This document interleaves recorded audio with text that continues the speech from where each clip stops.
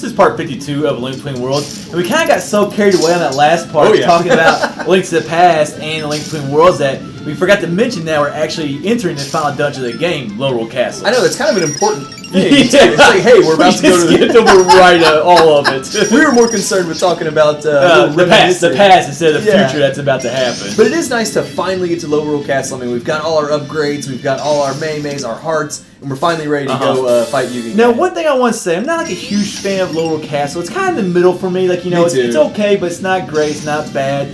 But I think it's an awesome last dungeon, though. I think so, too. And I think part of it is, like, seeing that lava down below all throughout this, like, dungeon. And when I just like lining up that dude right there. That's what I love. Just get him trapped in that corner. Yeah, I know. Hit you. I got kind of lucky there, I guess. It worked out well. But that's where that extended stamina bar comes in handy. Oh, that is true. That is true. We just got that in the last dungeon. That upgraded fire rod, man. That I didn't even think about that when I was doing it.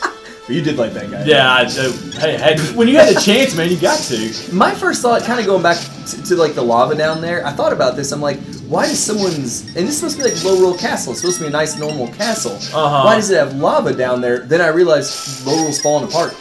Yeah, but like this is where Hilda lives, isn't it? Like she doesn't seem like the kind of person that wants lava in her main room, you know. So I wouldn't think so. I kind of agree with you there. Like I know you gotta make it kind of like darker. Definitely. I mean, it's not like not darker like it's in dark, color wise. Yeah, color wise, but like because that red's obviously very bright, but just like make it more evil feeling, I guess. Yeah. So and like I said, my thought was it's like, hey, Lorule's falling apart. Maybe some lava crept into her castle. If like if the area is crumbling, like when lava starts to enter your house, don't you say, maybe it's time to get out of here? Yeah. She should have moved to Treacherous Tower. Maybe the ice ruins. Maybe Death Mountain isn't such a bad place after all. That's too funny.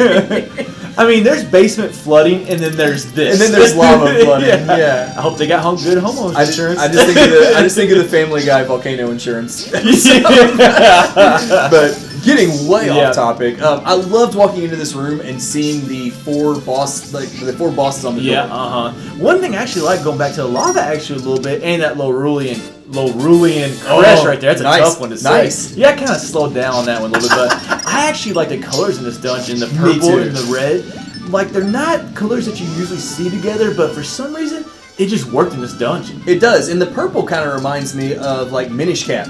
Like that whole final dungeon, Dark. What was it? Dark Hyrule. That's a good point. Dark Hyrule Castle. That's a very good point. It was very purple as well. So I like to get. Don't think we got any lava in that one. No, but, probably not. Now going back to past dungeons, one thing that we talked about loving is actually how you can see the areas below you or the levels below you, and then once again we get right here. Once again, I love it. Just be able to see so far down in that main room. And I gotta say, I did not realize there was red mail in well, this game. Red, you went through the whole first playthrough of your game with the Master Sword. That you is also get true. The tempered sword or the golden sword. Hey, upgrades are for quitters. Upgrades are for quitters. No, I didn't even realize it was there at all. I hate this room right here. I think it was the hardest, probably. Yeah, I would agree with that. Of like the 4 challenge rooms we have to have. Well, you gotta get you have 2 spike balls or whatever. The first one is pretty easy, if you'll be honest with you. But the second one, I remember the second one took me forever to figure out. We'll get there later on. We will. It took me a little while too. Yeah. But kind of going back to. Oh, go ahead. Sorry. Well, this is like just we want to talk about new mechanics, and this was really a new mechanic. It was. Well, we saw it in Desert Palace, but Desert Palace was easy because you just had to like blow up a block. Yeah. And then like the ball went and hit the other ball, whereas this you actually had to like raising the platforms. So it was just a new mechanic that I don't remember ever getting in a Zelda game. So that's one reason I did like it. It's odd to get a new mechanic period in the last dungeon of the game as well. And you might be wondering what in the world we're doing here. I was too while I was recording.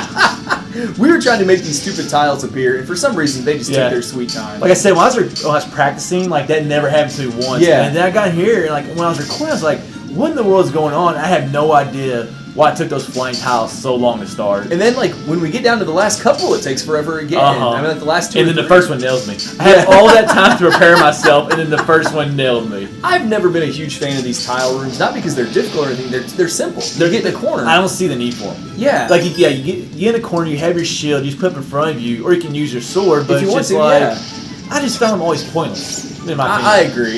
You know what they can get rid of is those flying tile rooms and those stupid keys. I hate keys in Zelda games. They give me every time. Take them out of Zelda games. I'm with you on that. But they have been there since the original, so you got to keep them. You got to keep them. kind of going back, and I started to do this a second ago before I saw you had something you had to say. Yeah, that's fine. But that door with the 4 bosses on it was such a good throwback to Wind Waker. Yeah, it was. Ganon's Tower. In Wind Waker, just having that door where like the 4 faces illuminate. It is kind of cool. I just thought it was a really nice touch. Now, one complaint we always do have is, like, obviously we only go through 4 areas to get there. Yeah. And, like, you always got to cut out some dungeons and stuff, or some, like, you know, puzzles or whatever. And that's one thing I don't like because, like, they kind of show favoritism, I think. They do. For certain dungeons, and then it always seems like they leave out the ones that we love the most. I know, and so much of that is, like, subjective. I'm going to use Zants. Like, obviously the ones we love most may not be the ones that everyone loves most. But, I mean, as you can tell from our... This is our top 8 worst Zelda dungeons that's video. That's what I was about to say, yeah, based on the hundreds of dislikes we have on that video. But it is weird, though, and also kind of going along with that, like, each of the 4 stages kind of has, like, a quote-unquote boss. They used a couple mini-bosses. I was actually very, very disappointed in that. Me too. I don't really understand why they did that. No, and because this game's bosses were so strong. Yeah, and as you kind of see as we go through the areas, they focused them more on weapons than they did dungeons. Yeah. And every Zelda game is, like, kind of focused on a dungeon. Yeah. And, like, that's one thing I didn't like. I like actually going through the dungeon areas Me instead too. of this right here where we kind of, like, go through weapon areas. Yeah, it's more like challenges based on the weapon. Like, you think back to Ocarina of Time, you had to go through the 6 to break the seal to go up the tower or the base. In Majora's Mask, you had to go through the same thing with the other parts of the moon. That Goron race was the worst thing in the history of Zelda, man. That Goron race was... I remember I must have tried it, like, on the regular... on the Wii Virtual Console, I must have tried 100 times to get that stupid thing. And then, of course, you know, Wind Waker, the one I originally referenced, had...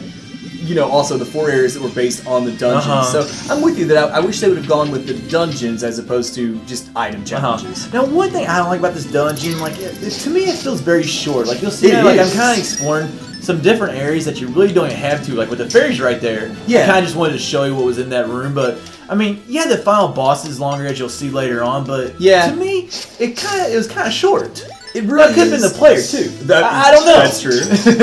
I mean, but you're right. It doesn't... That mini ball don't have a number, man.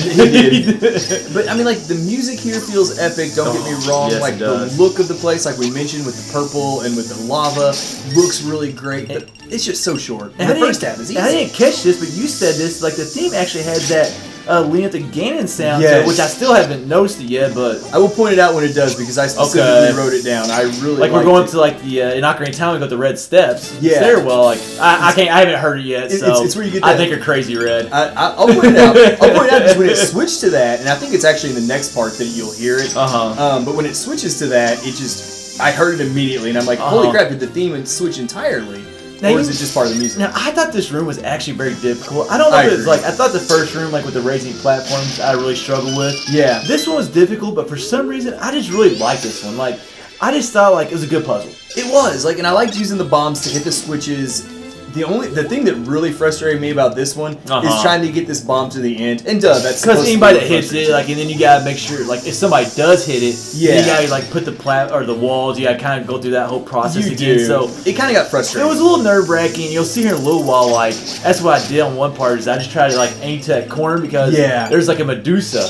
Oh, like right here actually, like right here, there's like an ice Medusa. And I was trying to get that corner right there because in practice that hit me like 4 or 5 times. Oh, me too. And going all the way back, it was very frustrating. Especially right before the end, right there. No, that drove me crazy. I struggled with this room just because of that last guy. You know, you think this game's been easy until that point right there, and they put a Medusa right there, right before your bomb goes off. You're like, come on. And of course, if it hits you, the bomb's just too far away from that wall to blow it up. You can't get it there. You can't quite get it there. The best thing to do there is what you did, like, you poke around that corner to get it to shoot, and then you take off like a madman.